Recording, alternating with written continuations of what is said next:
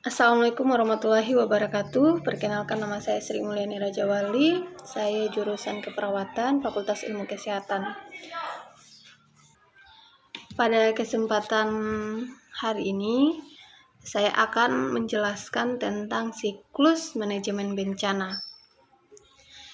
Yaitu ada 3. Yang pertama ada tahap prabencana, kemudian tahap pas terjadinya bencana, kemudian tahap pasca terjadinya bencana.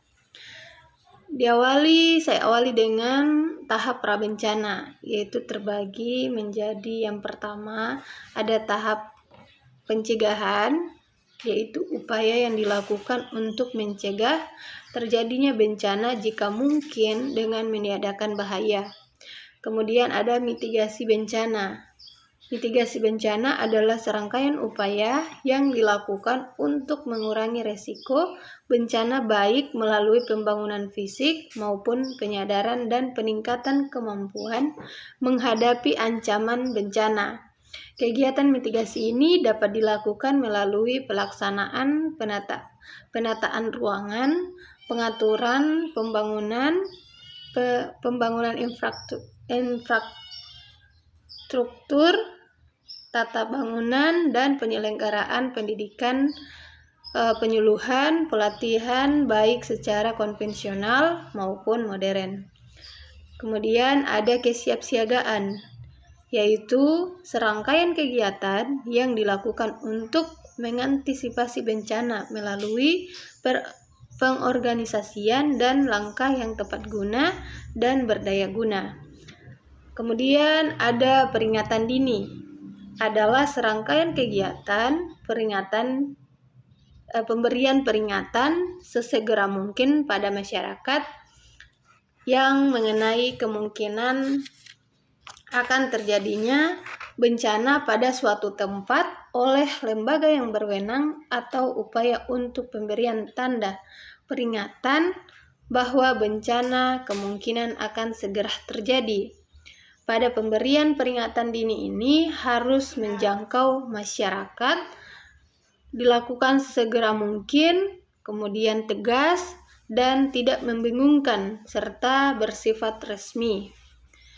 Kemudian ada tahap saat terjadinya bencana, yaitu ada tanggap darurat, adalah serangkaian kegiatan yang dilakukan dengan segera pada saat terjadinya bencana untuk menangani dampak buruk yang ditimbulkan oleh bencana, dan ini meliputi kegiatan penyelamatan dan evakuasi korban, harta benda, pemenuhan kebutuhan dasar, perlindungan, pengurusan pengungsian, dan pemulihan prasarana dan sarana.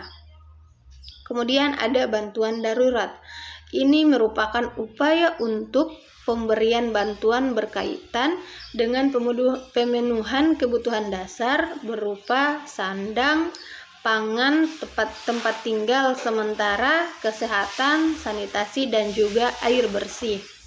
Nah, kemudian masuk pada tahap terakhir, yaitu tahap pasca bencana, yaitu meliputi ada pemulihan, adalah serangkaian kegiatan untuk mengembalikan kondisi masyarakat dan lingkungan hidup yang terkena bencana dengan memfungsikan kembali kelembagaan, prasarana, dan sarana dengan melakukan upaya rehabilitasi. Kemudian ada rehabilitasi, adalah perbaikan dan pemulihan semua aspek pelayanan publik atau masyarakat hingga tingkat yang memadai pada wilayah pasca bencana, dengan sasaran utama untuk menormalisasi atau berjalannya secara wajar semua aspek pemerintah dan kehidupan masyarakat pada wilayah pasca bencana.